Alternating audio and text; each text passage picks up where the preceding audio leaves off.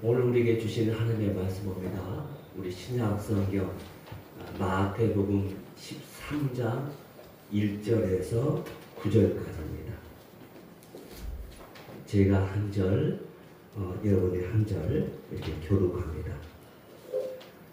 그날 예수께서 집에서 나가사 바닷가에 앉으시매 큰 무리가 배에 모여 들거늘 예수께서 배에 올라가 앉으시고 온 무리는 해변에 서 있더니 예수께서 비유로 여러 가지를 그들에게 말씀하여 이르시되 씨를 뿌리는 자가 뿌리러 나가서 뿌릴 새 더러는 길가에 떨어지매 새들이 와서 먹어버렸고 더러는 흙이 얕은 돌밭에 떨어지매 흙이 깊지 아니하므로 곧 싹이 나오나 해가 그 후에 타서 뿌리가 없음으로 말랐고 더러는 가시떨기 위에 떨어지매 가시가 자라서 기후를 막았고 더러는 좋은 땅에 떨어지매 어떤 것은 100배 어떤 것은 60배 어떤 것은 30배 그렇게 하였느니라. 다 있습니다. 귀 있는 자는 들으라 하시니라. 아멘. 이번 여주가 너무 길어서 보고 싶었죠. 너무 길어도 문제예요. 자, 우리 10월 암송 말씀 오늘까지 보여줍니다. 오늘까지. 다음 주부터는 안 보여줍니다. 그래서 오늘까지 이번 주는 더 열심히 하셔야겠네요. 10월 암송 말씀 다 정리하겠습니다. 그런즉 하나님의 때가 오니 순서가 없느니라. 무슨 법으로냐 행위로냐 그러므로 사람이 구독자 없는 것은 율법의 행위 있지 않고 믿음으로 되는 줄 우리가 인정합니다. 아멘. 로마서 할까요? 로마서 3장 27절 28절. 그래서 이번 주는 여러분이 좀 이렇게 벽에다 딱 주보 붙여놓고 좀 외워야 합니다. 좀 어려워요. 저도 암송을 계속 해봤는데 헷갈려요. 그래서 이번 주에 좀 이렇게 계속 암송해서 다음 주를 안 보고 또 자신 있게 할 수 있도록 하면 좋겠습니다. 오래전에 타임지에 오래된 실렸던 기사 한 토막이 있습니다. 이집트에서 3,000년 된 미이라가 발견되었어요. 그래서 과학자들이 하도 신기해서 해부를 하기 시작했습니다.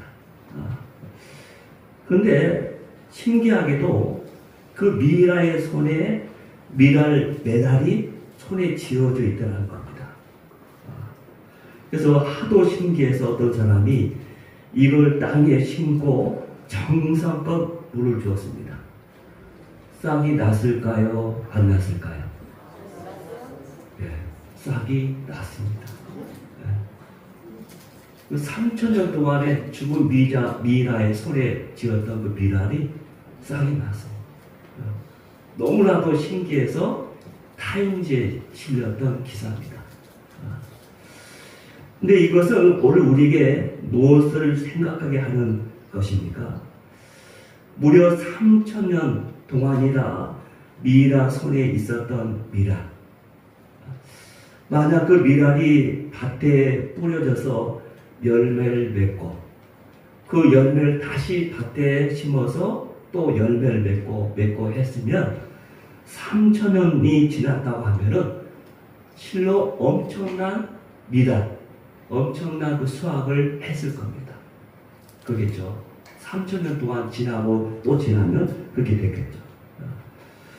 그러나 3,000년 전의 그 미랄들은 죽은 사람의 손에 있었기 때문에 그냥 그대로 몇 알로 끝났다는 거예요. 이런 씨는 반드시 밭에 뿌려져야 합니다. 그래야 열매를 얻을 수 있습니다. 그러나 씨를 밭에 뿌렸다고 해서 다 열매를 거두는 것은 결코 아니라고 오늘 우리에게 말씀해 주고 있죠. 오늘 본문에는 예수님께서 말씀하신 씨 뿌린 자의 비유에 대해서 말씀하고 있죠. 씨 뿌린 자가 씨를 뿌렸습니다. 그런데 어떤 밭에서는 기대 이상으로 풍성한 열매를 맺었어요. 그러나 똑같은 씨를 동일하게 밭에 뿌렸음에도 불구하고 열매를 맺지 못하는 밭들도 있다라고 예수님은 우리에게 말씀해 주고 있습니다.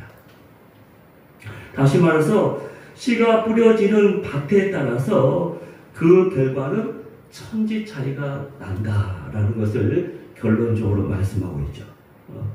자, 오늘 본문에 보면 예수님은 4가지 종류의 밭에 대해서 우리에게 말씀해 주고 있습니다.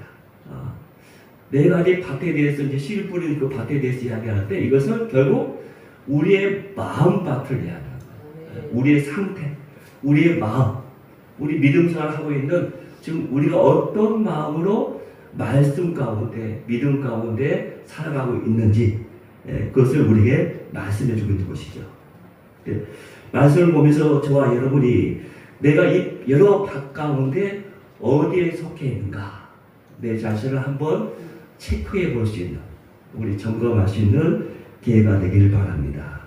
첫째는 길가와 같은 마음이 있다라고 말씀하고 있습니다. 길가와 같은 마음이 있다. 우리 4절 말씀 다 같이 한번 읽을까요? 4절입니다. 4절 다 같이 있습니다. 뿌릴새 더러는 길가에 떨어지며 씨들이 와서 얼어버렸고. 여기서 이제 길은 밭과 밭 사이에 난 길을 의미하죠. 그래서 아마 이 길은 농부들이나 마을 사람들 그리고 여행객들이 다니는 길일 것입니다. 사람들이 자꾸 그 땅으로 밟고 계속 길을 걸어가게 되니까 그 땅은 어떻게 됐을까요? 아주 단단해지고 굳센 땅이 됐을 겁니다. 굳은 땅이 됐겠죠. 굳은 땅. 여기에 씨가 뿌려졌습니다. 그 다음에 바로 어떤 사건이 벌어집니까? 씨가 떨어지자마자 새가 그것을 다 쪼아먹어버렸다라고 말씀해주고 있죠. 이것에 대해서 예수님은 본문 19절에 보면은 직접 이 말씀이 어떤 뜻인지 직접 해석해 주고 있어요. 우리 19절 말씀 다 같이 한번 볼까요? 다 같이 한번 읽습니다. 아마 전국 말씀을 듣고 깨닫지 못할 때는 악한 자가 와서 그 마음에 뿌려진 것을 빼앗나니 이는 곧 길가에 뿌려진 자요. 네, 여기 보면 말씀을 들었으나 깨닫지 못해서 악마가 즉 사탄이 빼앗아갔다. 악한 자가 빼앗아갔다고 말씀하고 있죠. 야, 여기서 깨닫지 못했다. 이 깨닫다가 무슨 뜻일까? 깨닫다. 헬라어로 쉬니엠이라는 단어인데 뜻이 있습니다. 이렇게 함께 놓다 이해하다 라는 뜻이 있습니다. 함께 놓다 이해하다. 다시 말해서 말씀을 마음에 놓아 담아서 이해하는 것을 바로 깨닫는 것이다 라고 말씀하고 있다는 거예요. 그래서 말씀이 나에게 딱 들렸을 때 그 말씀을 내 마음에 놓아야 한다. 내 마음에 담아야 한다. 그래서 그 말씀을 내가 듣고서 그래야 깨달음이 있다고 말씀하고 있는 것이죠. 말씀을 듣고 말씀을 마음으로 받아들일 때 깨달음이 있다라고 말씀하고 있는 것입니다. 그런데 길가와 같은 마음을 가진 사람은 말씀을 귀로만 들을 뿐 마음으로 받지를 않는 거예요. 그래서 깨닫지를 못하는 거예요. 왜요? 그 마음이 이미 굳어지고 단단해졌기 때문에, 그 마음이 완악해지고 강팍해지기 때문에 아무리 생명 있는 그 말씀이 그 마음밭에 뿌려져도 어떻게 할 수가 없는 거예요. 너무나 굳은 땅이고 단단해지기 때문에. 이 사람들은 바로 그 마음에 굳어졌기 때문에 더 이상 어떤 변화도 일어날 수 없는 것이죠. 이런 사람이 예수님 당시에 누가 있습니까? 바로 바리새인들이 여기 있습니다. 바리새인들. 예수님이 오셨을 때 늘 예수님의 옆에서 따라다닌 사람이 있었는데 그 사람들이 바리새인들입니다.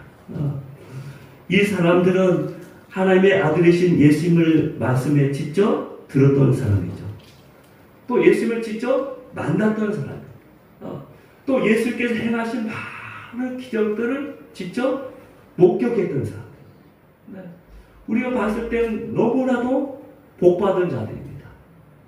예수님을 직접 거기서 옆에서 그 모든 것을 다 목격하고 체험했기 때문에. 그러나 바리새인들은 말씀을 들으면 들을수록 더 강팍해졌습니다. 희한하죠. 또 오히려 예수님을 더 방해합니다. 결국 그렇게 하다가 마지막에 어떻게 했습니까? 예수님을 십자가에 죽였습니다. 그들이 바리새인들이에요. 왜? 그들의 마음에는 자기 의라는 그런 단단한 굳은 마음이 있었기 때문에 이 바리새인들은 자기 의, 자기의 모든 것으로 자기의 자랑과 자기의 모든 것으로 가득 차 있기 때문에 더 이상 말씀이 떨어질 마음의 공간이 없었던 것이죠. 그래서 결국 그렇게 했던 것입니다. 여러분 공기가 가득 채워진 풍선을 한번 생각해 보십시오. 아주 빵빵한데 더 이상 그 풍선에 무엇을 넣으려고 하면 어떡합니까? 터져버리죠. 빵하고 터질 거예요.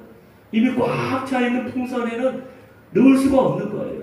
내가 뭔가 넣으려고 딱 하면은 터지기 때문에.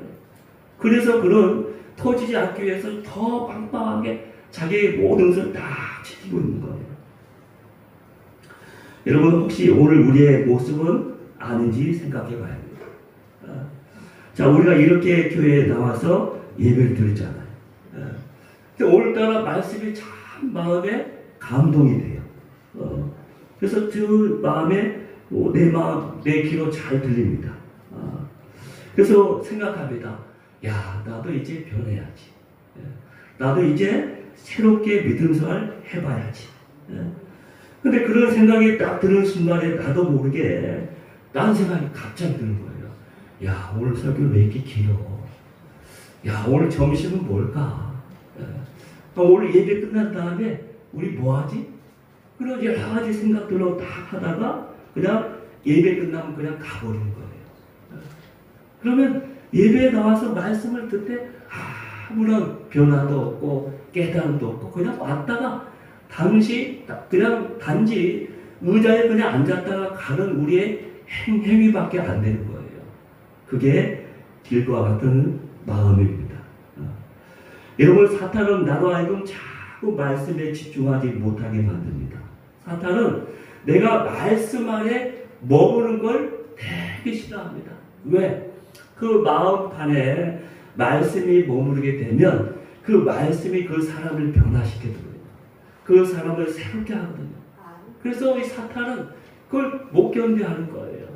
그래서 그 마음에 그 말씀이 머무르지 못하도록 자꾸 우리에게 여러 가지 분주하게 만들고 나를 하여금 참 딴 생각을 하게 되고 또 생전 나에게 연락도 하지 않는 사람이 갑자기 나한테 찾아와서 유혹하기도 하고 그 다음에서 나를 자꾸 이제 방해하는 거예요.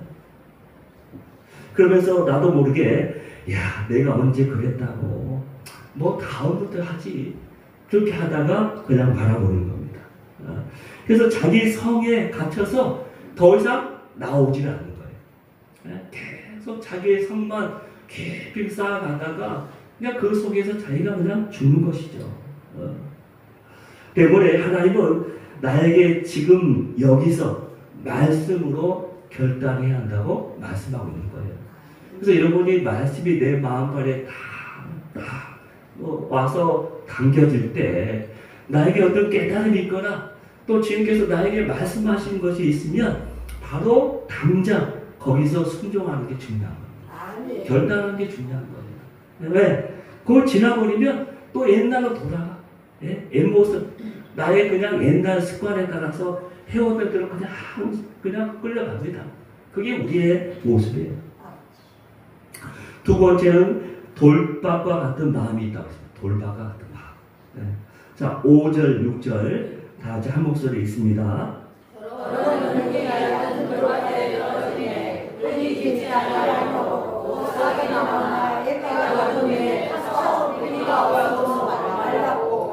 실제로 우리가 이스라엘을 순례하다 보면, 성지 순례하다 보면은 이 돌밭이 참 많습니다. 돌밭이 참 많아요. 근데 특별히 오늘 본문에 보면 그냥 돌밭이 아니야. 어떤 돌밭입니까? 흙이 얕은 돌밭이라고 되어 있어요.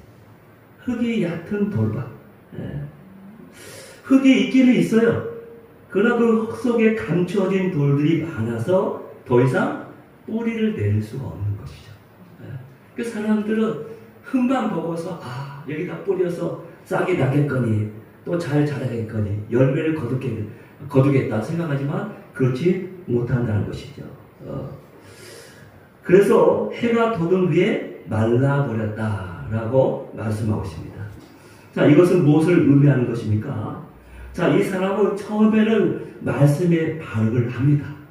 길가와 같은 마음이 아니라 처음에는 이 사람은 말씀에 반응을 해요. 그래서 말씀을 기쁨으로 받습니다. 그래서 아멘, 아멘 하면서 울기도 하고 소위 은혜를 받은 사람. 그래서 은혜 받은 것들을 또 교회에서 간증도 하면서 화려하게 교회에서 등장하는 사람이에요. 그래서 대우 열정도 있고 열심히 봉사하고 예배도 열심히 참여합니다. 그런데 어느 날 갑자기 바람과 함께 사라지고 안 보입니다. 이 사람은. 왜 그랬을까요? 교회에 더 깊이 들어가면 안 된다는 거예요. 교회 생활도 적당히 해야지 교회에 들어가면 들어갈수록 골치 아프고 내가 힘들어져. 또 내가 또 여러 가지 힘든 일이 많이 많아. 그러면서 더 이상 들어가지 않는 거예요. 또 내가 하나님을 믿었음에도 불구하고 자기에게 고난과 시험이 생겼다는 거예요. 내가 하나님을 믿기 시작했으면 더 이상 그 모든 것들이 다 없어져야 하는데 더 이상 나에게 오지 않아야 하는데 나에게 고난이 생겼다는 거예요. 그러면 내가 교회에 나오는 것이 무슨 소용이 있느냐 하면서 시험에 빠진 거예요. 여러분, 진짜 믿음은 고난 속에서 피어나는 것입니다. 진짜 믿음은 고난 가운데 피어나는 거예요. 참된 신앙은 바로 역경 속에서 빛을 발하는 사람입니다. 그러나 가짜는 역경이 오면 쉽게 포기하고 떠나버립니다. 다시 옛날로 내가 언제부터 그랬다고 하면서 옛날로 되돌아가 버립니다. 그게 가짜 신앙입니다. 교회가 더 이상 나에게 유익이 없다고 판단되면 즉시 떠납니다. 내가 더 이상 얻을 것이 없다는 것이죠. 바로 돌바가 같은 사람입니다. 그래서 이 사람은 더 이상 변화가 없는 거예요. 중국 목태동이 문화혁명을 막 일으키면서 자기 중국 안에 있는 모든 선교사들 막 추방하게 되었습니다. 다 떠나라 명령을 내린 거예요. 그래서 다 떠나기 시작합니다. 그런데 마지막으로 떠나던 한 선교사 한 분이 자기가 전도하고 제자 훈련시켜서 이제 중국 교회 지도자 된 목사님에게 떠나면서 마지막으로 차를 마시고 있었습니다. 그러면서 그 사람에게, 그 중국 목사님에게 이렇게 이야기했다고 합니다. 이제부터 본격적으로 이 땅에 핍박이 올 텐데 견딜 수 있겠습니까? 라고 질문했다는 거예요. 그러자 그 중국 목사님은, 선교사님, 우리가 차를 마시고 있는데 이 티백이 물이 뜨겁다고 해서 차가 맛을 잃어버렸습니까? 이 차는 이 뜨거운 물에서 진짜 차 맛을 계속 우려나올 것입니다. 라고 이야기했다는 거예요. 그래서 선교사님, 이제부터 제가 가진 신앙의 진짜라는 것을 이 환난 중에서 하나님께 입증해 보이겠습니다. 염려 마십시오. 라고 말했다는 거예요. 여러분, 참된 신앙은 오히려 참송하면서 고난을 향하여 오히려 그곳을 뚜벅뚜벅 걸어가는 사람이에요. 그러나 돌바 같은 사람은 도망가는 것입니다. 그게 돌바 같은 사람이에요. 세 번째, 가시떨기 밭과 같은 마음이 있다고 오늘 말씀하고 있습니다. 우리 7절 말씀을 볼까요? 7절 말씀입니다. 다 같이 한번 읽습니다. 얼어는 가시떨기 위에 떨어지니 가시가 자라서 기운을 받고. 여기 가시떨기 밭에서는 가시떨기도 있지만은 동시에 씨앗도 자라고 있습니다. 가시떨기와 씨가 동시에 자라고 있는 거예요. 그러나 시간이 지나면서 가시떨기 나무가 더 왕성하게 자라서 그 모든 기운을 다 막아버렸습니다. 그래서 말씀을 듣고 자라지만은 더 이상 그런 열매를 맺을 수가 없었다라고 말씀하고 있죠. 자, 그렇다면 내가 자라지 못하도록 나를 찌르고 나를 꼼짝 못하게 하는 것은 무엇일까요? 22절에 보면 예수님께서 이 말씀도 직접 해석해 주십니다. 22절 말씀 다시 한 목소리 읽겠습니다. 아버지들에게 구원을 것은 말씀을 들으나 세상의 염려와 재물의 유혹에 말씀이 막혀 결실하지 못하는 사람이라고. 여기 보면 무엇이 막았다겠습니까? 결국 세상의 염려와 재물의 유혹이 더 이상 열매를 못하도록 그를 막았다. 자, 이 사람은 말씀에 관심이 있습니다. 말씀에 대한 사모함도 있습니다. 또 말씀에 대한 열정도 있는 사람입니다. 그러나 세상에 대한 염려와 재물에 대한 욕심이 말씀보다 훨씬 더 크기 때문에 더 계속 그의 인생 가운데 더 크게 자라고 계속 자라기 때문에 그 말씀에 열매가 맺을 수가 없는 거예요. 가만히 보면 우리 믿음 생활하면서 걱정하는 사람들이 참 많은 거예요. 그래서 제가 이 걱정에 대해서 한번 찾아봤어요. 걱정. 그래서 AI한테 물어보니까 어떤 대답을 주냐면, 인간이 생각을 하게 되는데 하루에 생각을 적게 하는 사람은 4만 개, 4만 번. 생각을 많이 하는 사람은 6만 번을 생각하게 된대. 생각을 많이 하는 거죠. 근데 그 가운데 걱정을 하는데, 걱정을 하는데, 사람이 하는 걱정의 96%가 다 쓸데없는 걱정이라는 거예요. 도저히 일어나지 않는 일에 대해서 걱정하는 거. 그러니까 내가 어떻게 할 수 없는 것에 대해서 걱정하는 거. 그것이 태반이라는 거예요. 정말로 내가 걱정할 것은 그 중에 몇 프로예요? 4%밖에 안 된다. 4%밖에. 나머지는 다 내가 걱정해도 아무 소용가 없는 것인데 계속 걱정하고 있는 거예요.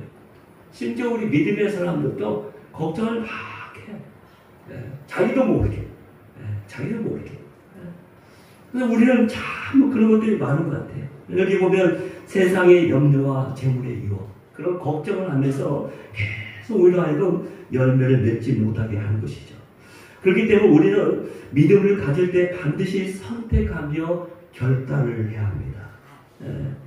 내가 육체의 소욕을 따라서 넓고 편한 길을 갈 것인가? 그래서 눈에 보이는 화려한 세상만을 바라보고 살 것인가? 아니면 성령을 쫓아서 좁고 험한 길일지라도 눈에 보이지 않지만 영원한 것을 바라보며 살 것인가? 우리 두 길 가운데 우리가 선택하고 결정해야 하는 거예요. 자꾸 두 길 가운데 머뭇거리면 참 힘든 거예요. 우리가 어떤 일을 하더라도 자꾸 선택의 폭이 참 넓으면 생각이 많아지고 힘들어요. 그래서 우리가 점점 살아가면서 우리는 좀 더 심플하게 살아야 합니다. 심플하게. 자꾸 이거 아니면 이거. 그래서 우리가 나름대로 내 삶의 프레임을 딱 갖춰놓게 되면 그 다음에 편해져요. 예를 들어서 하루에 아침에 일어나면 나는 뭘 한다. 내 자기 삶마다 루틴이 딱 있잖아요. 그걸 정해놓으면 편해요. 그렇죠? 내가 말씀 보고 아니면 또 새벽에 기도하든지 아니면 내가 잠깐 교회에 못 나오시면 잠깐 내가 일어나자마자 하나님 말씀 가운데 기도하든지 나한테 루틴을 세우는 거예요. 그럼 그 다음부터 자기의 삶이 자동으로 이렇게 돼가요. 습관이 되고 나중에 그게 자기 인격이 되고 성품이 되고 그게 자기 전체 인생이 되는 거예요. 인생이 되는 거예요. 그래서 자꾸 하나씩 내가 선택하며 결단해야 합니다. 이것은 내가 정말 그렇게 뼈저리게 울면서 후회하고 이것은 절대 안 하겠다고 했던 것이면 그 하나도 절대 하지 말아요. 절대 하지 말아요. 그런데 그것을 하게 되면 옛날에 그 모든 것들이 고구마 주기 좀 다 따라와요. 내가 그동안 다 노력해서 여기까지 다 올라왔는데 그 하나 때문에 모든 댐이 다 무너지는 거예요. 그래서 물밀듯이 내 인생을 다시 집어삼키는 거예요. 그러면 야, 내 믿음으로 했던 내 모든 믿음이 헛것이야. 하나님 앞에 내가 그렇게 열심히 믿음 생활하고 봉사하고 섬겼던 사람이 원래 갑자기 교회 안 나와. 누구 때문에 교회 안 나오는데. 그런 모습을 보면 참 마음이 아파요. 그래서 정말 우리는 그냥 모양만 교회에 나와서 그냥 앉았다 가시는 것이 아니라 정말 하나님 말씀 가운데 내가 다시 한번 진지하게 우리의 믿음 가운데 생명의 역사가 있는 열매가 있는 우리 믿음 생활을 해야 합니다. 근데 문제는 참으로 바른 선택을 하기가 어렵다는 거예요. 하나님은 내가 십자가에 죽어야만 비로소야 올바른 참된 선택을 할 수 있다고 우리에게 말씀합니다. 죽어도 적당히 죽어서 안 돼요. 완전히 죽어요. 완전. 십자가에 완전히 죽는 거예요. 여러분 우리가 믿음 하면서 믿음에 대해서 이야기하는데 그 믿음이라는 게 뭐예요? 믿음이라는 게 어떤 뜻입니까? 라틴어로 끌레도라고 합니다. 끌레도. 그 뜻이 뭐냐면 심장을 고정시키다라는 뜻이 있습니다. 전에는 심장이 내 것이었습니다. 나에게 모든 것이 내가 할 수 있고 모든 것이 다 내 것인 줄 알았어요. 내가 누리고 내가 소유한 모든 것들. 근데 믿음 생활을 하면서 우리가 어떻습니까? 그 심장을 누구한테? 하나님께 고정시키는 거예요. 나에게서 하나님께 고정시키는 것. 그게 믿음이에요. 그렇기 때문에 그러기 위해서 내가 온전히 십자가에 죽어야 하는 거예요. 그래서 내 심장을 하나님 앞에 온전히 드려야 하는 거예요. 예수님도 겟세마네 동산에서 십자가 죽음을 앞두고서 얼마나 고민을 많이 했겠습니까? 이제 당장 죽어야 하는데 저 많은 사람들 제자를 보면서 얼마나 또 내가 해왔던 모든 것을 생각하면 얼마나 많은 생각이 있겠어요. 그래서 하나님께 기도하고 또 기도합니다. 이 잔을 내게서 지나가게 해달라. 몇 번이나 기도합니까? 그것도 3번이나. 예수께서 동일하게 3번이나 반복해서 기도한 적이 없어요. 너무나 이것은 힘든 일이에요.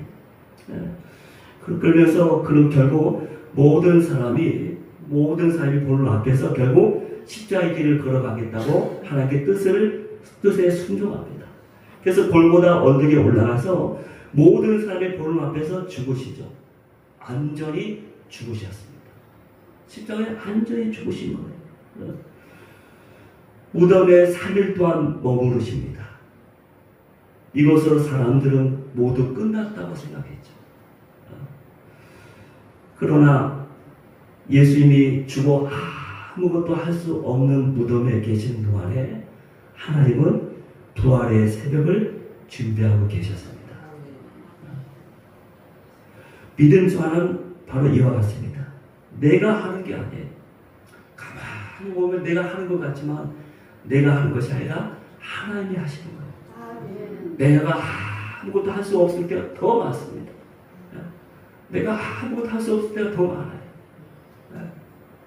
그럴 때 하나님께서 내 삶의 모든 것 하나하나 붙들어 주시고 일하시는 것을 우리가 느낄 수가 있는 것이죠. 그래서 우리는 분명히 고백해야 합니다. 나의 것이 하나님의 시작이다. 다 같이 한번 따라서 해볼까요? 나의 것이 하나님의 시작이다. 나의 것이 하나님의 시작이에요. 내가 하나님 그 앞에서 손을 들고 항복할 때 하나님, 이때야 내가 너에게 일할 수 있게 되었구나 하면서 내 삶 가운데 오셔서 일하기 시작하시는 거예요. 우리의 인생을 그렇게 내어드려야 합니다. 자, 그래야 우리가 인생 가운데 좀 편하게 살아요. 그 모든 것들의 걱정과 유혹에서 벗어나서 좀 편하게 기쁨으로 살 수가 있는 것이죠. 여러분 오늘 예수님께서 말씀하신 이 씨 뿌리는 비유는 단지 농사 이야기가 아닙니다. 그것은 하나님의 말씀이 내 마음밭에 어떻게 심기고 자라는가, 그것에 대해서 말씀하시는 거예요. 씨는 동일합니다. 하나님은 편하지 않으시고 우리 모두에게 말씀의 씨앗을, 믿음의 씨앗을 뿌려주셨습니다. 그러나 결과는 다릅니다. 왜일까요? 밭이 다르기 때문에. 결국 나에게 달릴 거예요. 우리의 마음이 길가처럼 굳어 있지는 않은지, 또 돌밭처럼 얕은 감정만으로 또 뿌리를 내지 못하고 신앙생활을 하고 있지는 않은지, 가시떨기 밭처럼 세상의 염려와 욕심으로 말씀의 숨통을 받고 있지는 않은지 우리 자신을 돌아봐야 합니다. 하나님은 오늘 우리에게 이렇게 말씀하고 계십니다. 너의 마음밭을 새롭게 갈아엎어라. 눈물로, 회개로, 순종으로 밭을 갈아라. 그리하면 내가 내 마음밭에 하늘의 생명의 씨앗을 심어주겠다. 그 밭에서 이제는 30배, 60배, 100배 열매를 맺게 하겠다라고 오늘 우리에게 말씀하고 계십니다. 마지막으로 저 그림 한번 볼까요? 저걸 어디일까요? 어디 같아요? 사막 지역 같죠? 미국의 바로 데스밸리라는 그 국립공원입니다. 데스밸리. 죽음의 계곡이라는 뜻이에요. 근데 저것이 국립공원이야. 이 지구상에서 가장 덥고 건조한 지역 중에 하나라고 합니다. 이 데스밸리 지역이. 찾아보니까 연간 감수량이 60mm밖에 안 돼. 60mm밖에 안 돼요. 우리의 하루치의 감량밖에 안 돼요. 비가. 그 제일 더운 날씨가 언제냐면 1913년에 54.4도였어요. 그 가장 덥고 더운 지역입니다. 사막 지역이에요. 사막 지역. 그런데 2005년 봄에 놀라운 일이 일어났습니다. 100년 만에 내린 폭우로 인해서 사막 전체가 화려한 꽃밭으로 뒤덮인 거예요. 이 사막이 변해버렸어요. 이것을 두고서 전문가들은 다음과 같이 이야기를 하면서 같이 결론을 냈다고 합니다. 사막에는 씨가 없었던 것이 아니라 그저 비가 내리지 않았을 뿐이었다. 저 사막에는 씨가 있었다는 거예요. 그래서 그동안 비가 없었기 때문에 그곳에 쌀이 나지 않고 꽃이 피지 않은 것인데 그것을 분명히 씨가 있었다는 거예요. 여러분, 우리 마음에도 마찬가지입니다. 하나님의 말씀이 떨어지지 않는 것이 아니라 우리 마음이 사막과 같이 되었기 때문에 열매가 없는 것입니다.